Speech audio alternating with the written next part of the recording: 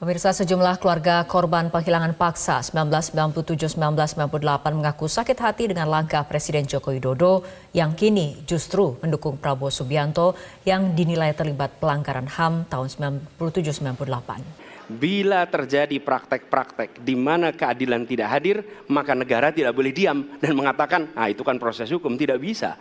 Justru negara harus mempertanyakan apa yang sesungguhnya terjadi.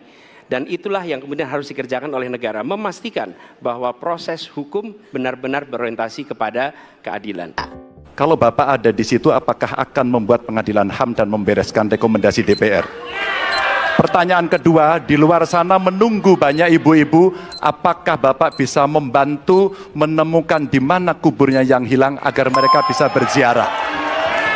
Jadi, apalagi mau ditanya kepada saya? Saya sudah menjawab berkali-kali, ada rekam digitalnya. Saya sudah jawab berkali-kali. Tiap 5 tahun kalau polling saya naik, ditanya lagi soal itu. Mas Khairul Anam kan anggota Komnas HAM dulu. Sebentar. Kenapa tidak mampu memenuhi berkas supaya pengadilan HAM ad hoc-nya nggak jalan? Ini penting pertanyaan. Sebentar. Ini saya jawab pertanyaan ini penting. Bentar. Pertanyaannya adalah, apakah pernah mau datang Pak Prabowo ketika dipanggil oleh Komnas HAM? Oke, baik.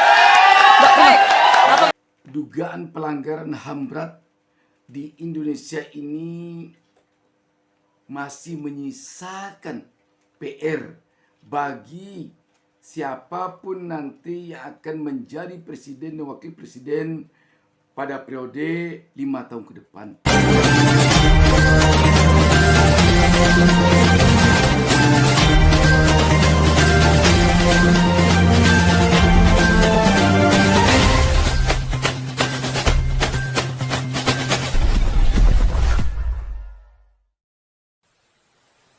Jangan lupa subscribe. Jangan lupa subscribe. Assalamualaikum warahmatullahi wabarakatuh. Pemirsa, sejumlah keluarga korban penghilangan paksa 1997-1998 mengaku sakit hati dengan langkah Presiden Joko Widodo yang kini justru mendukung Prabowo Subianto yang dinilai terlibat pelanggaran HAM tahun 97-98.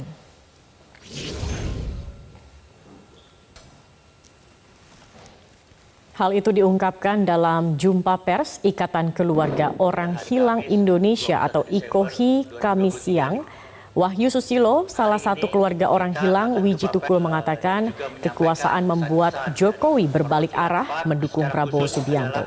Menurut Wahyu, Prabowo jelas-jelas diduga terlibat pelanggaran HAM 98 dengan pernah diperiksa di Dewan Kehormatan Perwira. Para keluarga orang hilang dugaan pelanggaran HAM mengaku merasa sakit hati karena aksi Kamisan mereka di depan istana tidak pernah ditindaklanjuti. Mereka mengaku selama kepemimpinan Jokowi hanya pernah 2 kali diundang ke istana, tapi kasus pelanggaran HAM 98 belum dituntaskan di era Jokowi.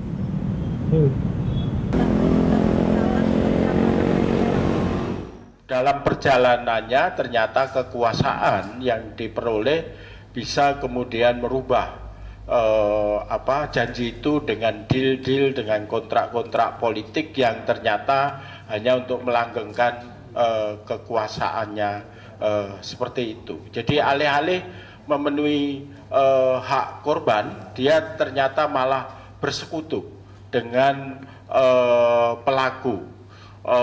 Indikator yang paling jelas adalah bahwa dia sama sekali tidak menggubris ratusan kali aksi Kamisan yang dilakukan oleh keluarga korban. Dalam hal ini tentu kami sebagai keluarga korban itu menyatakan bahwa pernyataan dari kubu Prabowo yang menyatakan bahwa isu penculikan, isu pelanggaran HAM masa lalu adalah isu musiman, itu tentu sangat melecehkan, sangat menyakiti keluarga korban, dan itu menunjukkan sebenarnya kebengisan. Jadi 3 pandangan. Ada yang menganggap ini terorisme, ada yang menganggap ini separatisme. Calon Presiden nomor urut 1 Anies Baswedan menghadirkan Didin, ayah Harun Al-Rashid, korban pelanggaran HAM saat demo hasil pemilu 2019 dalam debat perdana Pilpres 2024. Didin mengenakan baju putih dan duduk di barisan paling depan bersama pendukung Anies Caimin di lokasi debat. Di segmen 1 saat menyampaikan visi misi, Anies menyinggung tentang kehadiran Didin di lokasi debat. Berlian Idris, salah satu jubir dari Timnas Amin, mengatakan kehadiran Didin dalam debat perdana memberikan pesan keadilan HAM harus ditegakkan. Tentu pesannya jelas bahwa kita harus menghadirkan keadilan untuk semua kasus, sebetapapun pendeknya memori kolektif kita atas peristiwa tersebut. Semua hal di mana rasa keadilan itu belum kita tuntaskan, maka kita harus selesaikan itu. Itu pesan yang menurut saya sangat tegas. Ketika saya bertugas sebagai presiden, maka saya akan tegaskan kepada semua yang berada di lingkar judisial bahwa tugas Anda bukan hanya menegakkan hukum, tugas Anda menghadirkan rasa keadilan. Nomor 1, tegaskan itu. Yang kedua, bila terjadi praktek-praktek di mana keadilan tidak hadir, maka negara tidak boleh diam dan mengatakan, itu kan proses hukum, tidak bisa. Justru negara harus mempertanyakan apa yang sesungguhnya terjadi. Dan itulah yang kemudian harus dikerjakan oleh negara, memastikan bahwa proses hukum benar-benar berorientasi kepada keadilan.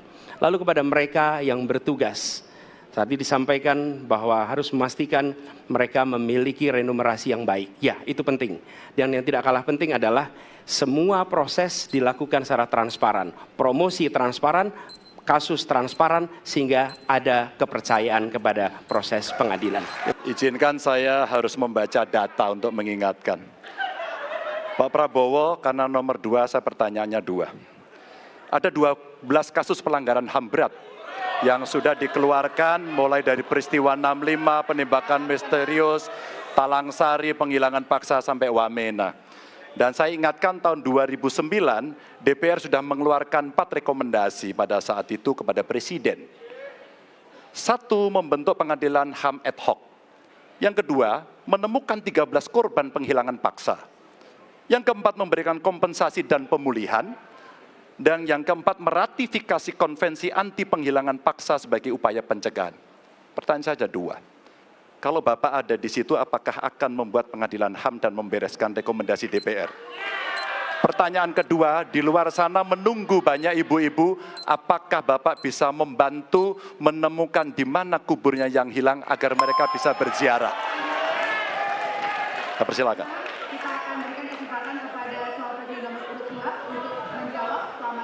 Waktunya dari sekarang. Pak Ganjar tadi justru Anda sebut tahun 2009 kan? Ya. Jadi sekian tahun yang lalu kan? Betul. Dan masalah ini ditangani justru oleh wakil presiden Anda. Ya. Ya. Jadi apalagi mau ditanya kepada saya? Saya sudah menjawab berkali-kali, ada rekam digitalnya. Saya sudah jawab berkali-kali. Tiap 5 tahun kalau polling saya naik, ditanya lagi soal itu.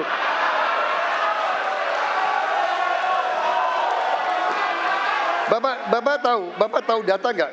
Bapak tanya ke Kapolda, tahun ini berapa orang hilang di DKI? Tahun ini, ya, ada mayat yang diketemukan baru beberapa hari yang lalu dan sebagainya. Come on, Mas Ganjar. Ya, jadi saya tadi katakan, saya merasa bahwa saya yang sangat keras membela hak asasi manusia. Nyatanya orang-orang yang dulu ditahan, tapol-tapol, yang katanya saya culik, sekarang ada di pihak saya membela saya, saudara sekalian.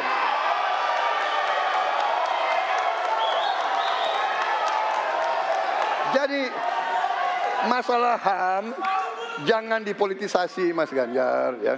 Menurut saya, ya. Saya kira begitu jawaban saya. Masih ada waktu, Bapak? Kedua, Pak. Akan menambahkan? Cukup. Cukup, baik. Dan selanjutnya kami persilakan kepada calon presiden nomor urut 3 untuk menanggapi jawaban dari calon presiden nomor urut 2. Waktu Bapak 1 menit, dimulai dari sekarang. Prabowo ini punya ketegasan yang luar biasa. Luar biasa. Tapi sayang pada dua jawaban ini sama sekali tidak punya ketegasan itu. Kenapa saya sampaikan? Pertanyaan saya sebenarnya satu. Apakah kalau Bapak jadi presiden akan membuat pengadilan HAM? Pertanyaan nomor kedua, apakah Bapak bisa menemukan, menunjukkan, membantu pada keluarga agar kemudian mereka bisa berziarah? Dua ini sama-sama tidak dijawab. Maka kalau kemudian saya boleh meminta, kalau saya jadi presiden, Pak, saya akan bereskan ini, Pak.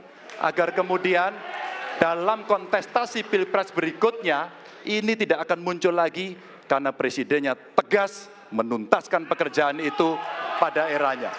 Terima kasih. Waktunya masih ada, Bapak? Cukup. Cukup. Baik, kita berikan kesempatan kepada calon presiden nomor urut 2 untuk menanggapi tanggapan dari calon presiden nomor urut 3. Waktunya 1 menit dari sekarang. Loh, kok dibilang saya tidak tegas? Saya tegas akan menegakkan hak asasi manusia. Masalah yang Bapak tanyakan agak tendensius. Kenapa yang 13 orang hilang pada saat itu ditanya kepada saya?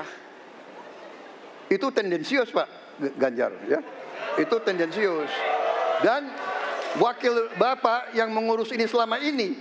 Jadi kalau memang keputusannya mengadakan pengadilan HAM, ya kita adakan pengadilan HAM. Tidak ada masalah.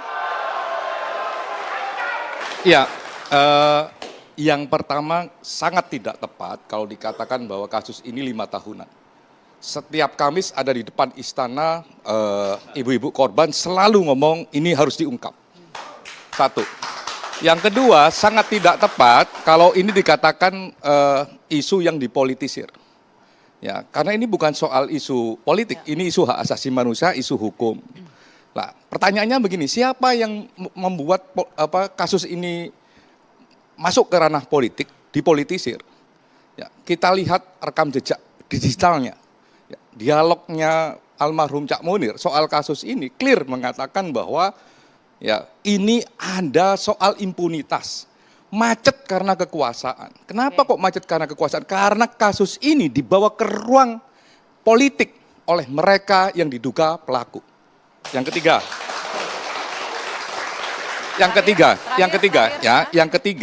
ini yang sangat penting. Apakah nggak ada bukti?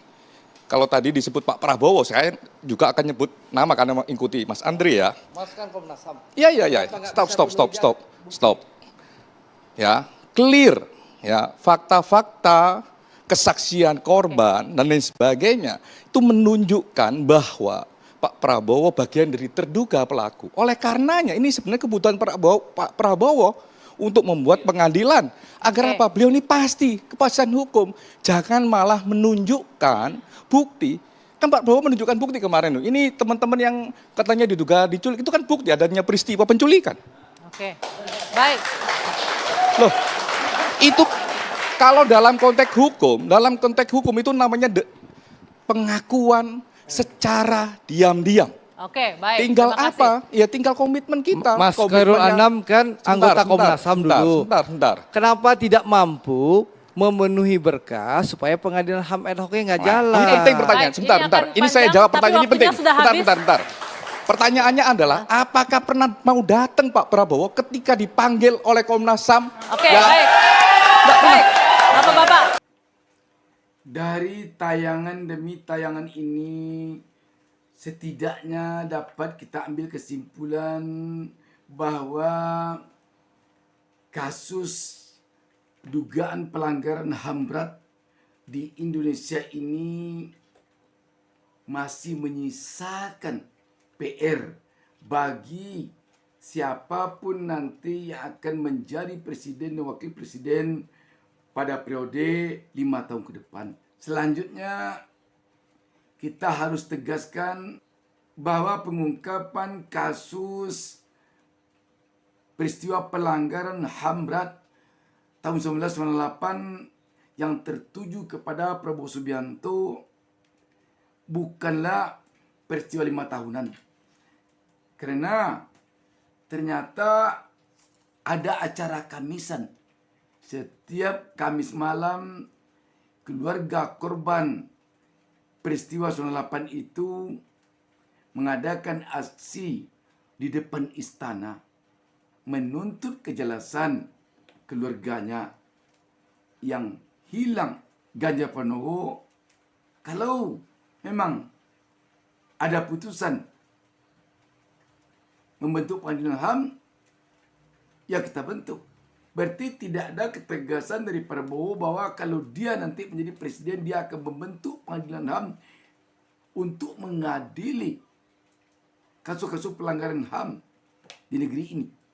Termasuk kasus dugaan pelanggaran HAM berat 98 yang menyeret dirinya sendiri. Selanjutnya, kalau ada pertanyaan mengapa selama ini telah hampir 10 tahun Joko Widodo menjadi presiden tidak juga tuntas kasus pelanggaran HAM 98 ini, antara lain memang Komnas HAM tampaknya kesulitan memproses kasus ini karena Pak Prabowo tidak pernah mau hadir memenuhi panggilan Komnas HAM. Selanjutnya, dikaitkan dengan peristiwa kasus pelanggaran HAM berat tahun 98 ini, rakyat terutama yang terkait dengan peristiwa 98 itu kecewa karena sekarang ini Presiden Joko Widodo bersatu dengan yang diduga melakukan pelanggaran HAM berat 98 itu, Prabowo Subianto.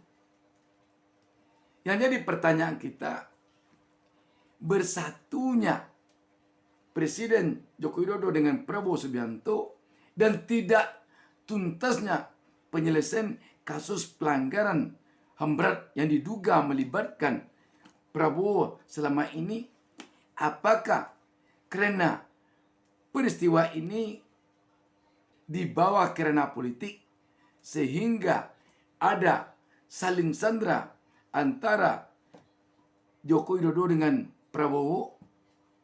Misalnya, Presiden Jokowi kalau mengungkap kasus pelanggaran HAM berat 98, bisa saja dia tidak dapat dukungan dari partainya Prabowo di parlemen.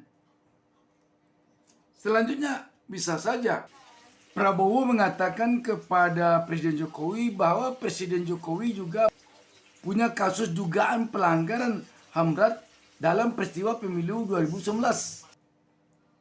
Kenapa bisa dikaitkan dengan ini? Ternyata ketika berlangsung debat putaran pertama baru lalu itu, Capres nomor urut 1 Anies Baswedan menghadirkan seorang keluarga dari korban peristiwa pelanggaran HAM 2019. Ini buktinya. Karena itu, ke depan tentu kita berharap presiden yang akan dipilih pada pemungutan suara di TPS 14 Februari 2024 mendatang adalah presiden yang benar-benar punya komitmen untuk penegakan hukum. Tidak ada punya beban terhadap peristiwa 98, tidak ada punya beban terhadap peristiwa 2019. Demikian, wassalamualaikum warahmatullahi wabarakatuh.